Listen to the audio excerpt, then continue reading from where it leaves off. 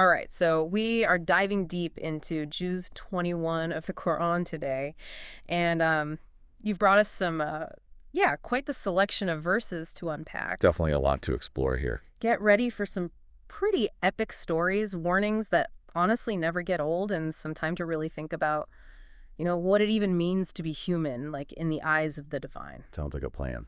Where do we even kick things off with all of this? Well, we could jump right into the historical drama, verses 39 and 40. Oh, yeah? Let's do it. They really don't hold back when it comes to showcasing God's power and what happens when that message is rejected. Yeah, no kidding. No sugarcoating there, that's for sure.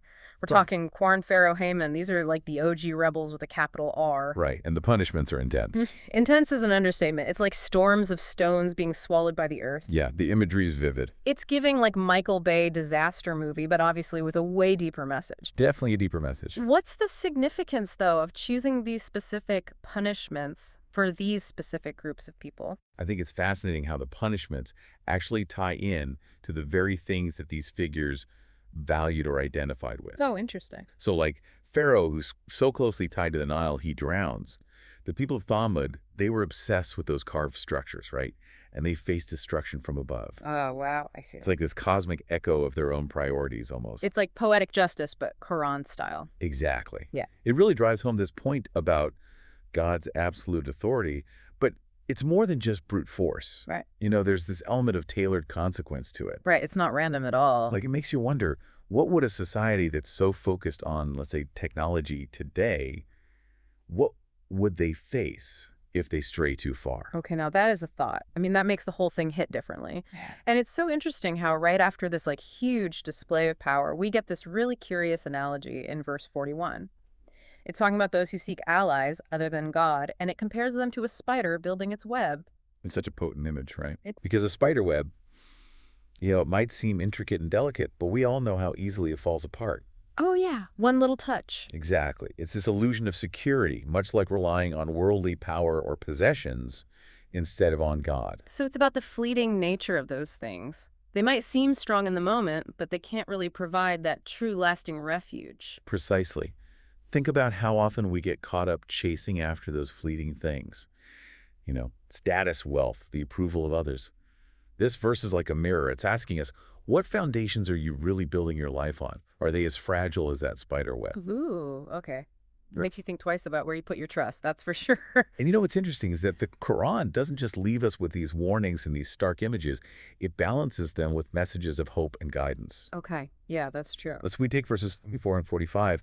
They kind of shift our focus to the beauty and order of creation as signs of God. It is a shift. It's like going from that stormy sea to a quiet garden. It's like, okay, take a breath. We're urged to establish prayer, right? And it's interesting how prayer is presented here. It's both something that prevents wrongdoing, but also something even greater than those wrongs. Yeah, it's like prayer attunes you to God's frequency almost. Okay, I like that. And when that connection is strong, those wrong choices, they just sound more discordant. You know what I mean? And then this idea that remembrance of Allah is greater, like it elevates that connection above everything else. So it's not even just about avoiding the bad stuff. It's about tapping into something way bigger that just totally reorients your whole perspective. Exactly. And speaking of perspective, verses 46 and 47 address how Muslims should engage with people of other faiths, particularly the people of the book. And just for clarity's sake, when we say people of the book, who are we talking about? Primarily Jews and Christians. It's about recognizing that shared scriptural heritage that exists. Okay. And the Quran is very clear here. Engage in dialogue with respect, focus on those shared values, and find common ground. I love that phrase, our God and your God is one. In a world that can feel so divided by religion that just hits different. It's a pretty radical statement even today. It cuts through so much dogma and reminds us that there's one source, even if the paths and the interpretations vary. Right. The Quran encourages us to build bridges, not more walls. I like that a lot.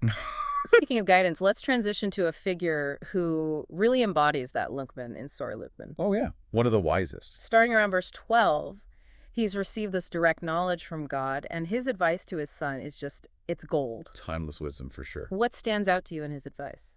Right off the bat, he tells his son, do not associate partners with God. And I think it's so interesting how that's framed. It's not just presented as a rule, but almost as a kind of injustice. Why do you think that is? because it is an injustice from Lukeman's perspective. Yeah. You see, if God is the ultimate source of all goodness, then to divide your loyalty, your gratitude, it's like diminishing the very source of your being. Wow, yeah, that's Yeah. deep. It's a powerful way to frame it, even for someone who might not consider themselves particularly religious. It really makes you think. And then he goes on to emphasize gratitude, especially towards parents. Yes. Such an important concept. That image of the mother carrying her child, increasing in weakness upon weakness, it's so vivid, so visceral. It's meant to evoke that sacrifice that a mother makes. Yeah. Not just the physical toll, but the emotional, the mental energy she pours into her child. It's a lot. Lucas wants his son to really feel that debt of gratitude, to understand the weight of it. It's interesting how gratitude is such a common thread that runs through so many religious teachings. Yeah. Why do you think that is? I don't know. Well, I think it's because gratitude is transformative. You know, it shifts your focus from what you lack to what you have. It's about acknowledging that everything you have is a gift. It's about perspective. And that recognition, it breeds humility, generosity, and a sense of responsibility. It's not just about saying thank you, it's about living that gratitude. Exactly. And Luqman, he connects that gratitude to action. He says, be grateful to me and to your parents. So it's both internal and external. It's about recognizing the source of those blessings and then using those blessings in a way that honors that source. It's about aligning your actions with your gratitude, walking the walk, not just talking the talk, as they say. Precisely. It's humbling, isn't it? That reminder that, like, we're ultimately responsible for our own choices, but we're not really in control of the outcome. Definitely a tough balance to strike. Yeah. And it's woven throughout the Quran, this whole idea, you know, we're called to strive to make the right choices, but also to surrender to something much bigger than ourselves. Speaking of striving, Jude 21 does not let up on how important it is to align our actions with our beliefs. It comes up again and again. It's a constant theme for sure. It's like that saying, faith without works is dead, right? Like, Yeah. it's not enough to just talk the talk. You got to walk the walk. Actions speak louder than words, right? Exactly. And that's where things get really interesting, because it's not just about blindly following rules. It's about embodying those principles in a way that's meaningful for your actual life. Yeah, and I think that's where the guidance of the Quran is so crucial. Yeah. It provides that framework, those ethical and moral guidelines. Right. But it's up to each of us to figure out how to actually apply them to our own unique circumstances. Just like we're all given the same ingredients, but we got to come up with our own recipe. I like that. And that can be daunting. It can be daunting, but it's also incredibly empowering, you know? How so? Because it means we have agency. We have the freedom to shape our lives within that framework of faith and devotion. Right. So with that freedom comes responsibility. Absolutely. And the Quran's really clear about that. We're accountable for our choices, for our actions, all of it. Accountability is huge. Yeah. And it's not just about some distant judgment. Right now.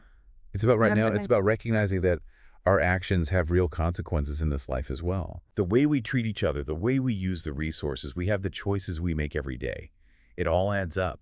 It's all connected. It creates these ripples that extend outward, impacting not just ourselves, but the world around us. That is a powerful thought. It's like this reminder that we're not just these isolated individuals, you know? We're part of this huge web of interconnectedness. And our actions, they can either contribute to the well-being of that web, or they can tear it apart. Exactly. And that sense of interconnectedness, that sense of shared responsibility, I think that's something the world desperately needs more of these days. I completely agree. So as we kind of start to wrap up this deep dive into Jude 21, is there one thought, one idea, one nugget of wisdom that you really hope our listener takes away from all of this? You know, I think if there's one key takeaway from all of this, it's that reminder that faith is not a passive thing.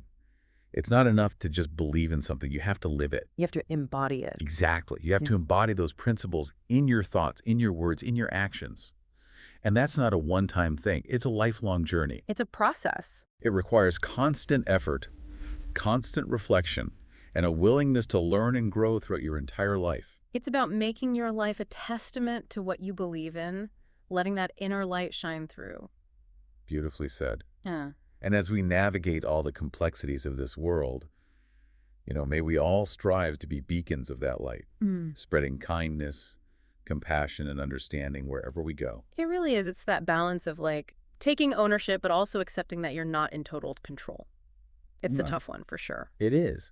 And you see that tension throughout the Quran. Yeah. We're called to strive to make those good choices, Right. but also to surrender to that bigger picture, you Yeah, know? yeah. It's both at the same time.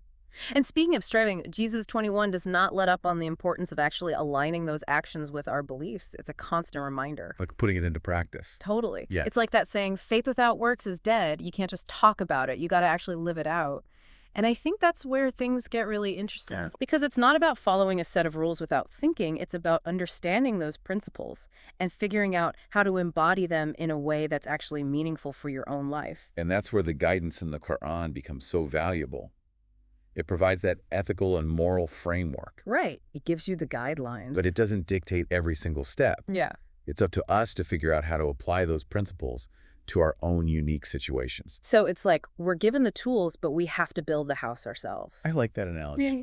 And that can feel daunting, right? For sure. It can be overwhelming. But it's also incredibly empowering How so? because it means we have agency, we have the freedom to shape our lives within that broader framework of faith. So we have the freedom to make choices, but those choices matter. Absolutely. The Quran's very clear that we will be held accountable for what we do, for the paths we choose. Right. There are consequences for everything. And it's not just about some far-off judgment day either, It's about right here, right now. Exactly. Our actions have consequences in this life too. Yeah. The way we treat other people, the way we use the resources, we have the choices we make every single day. They all ripple outward. It's like that butterfly effect. Exactly. They impact not just ourselves, but the entire world around us. That's a pretty profound thought. So as we start to wrap up this deep dive into Jesus 21, is there one thought, one big takeaway that you really want to leave our listeners with? You know, if I had to choose just one, it's that reminder that faith isn't passive. It's not enough to just believe something. You have to actually live it out. It's about making it real. Yes. Mm. You have to embody those principles in everything you do, in your thoughts, in your words, in the way you interact with the world. And that's not a one-time thing. That's a lifelong journey. It's a practice. It takes effort, reflection, and a willingness to keep learning and growing every single day. It's about making your life a reflection of what you believe, letting that inner light shine through. Beautifully said. And as we navigate the ups and downs of this life, may we all strive to be beacons of that light, sharing kindness, compassion, understanding wherever we go. And on that note, we'll wrap up our deep dive into Juz's 21 of the Quran. Thank you so much for joining us for this conversation, and may these verses continue to inspire and guide you on your own path.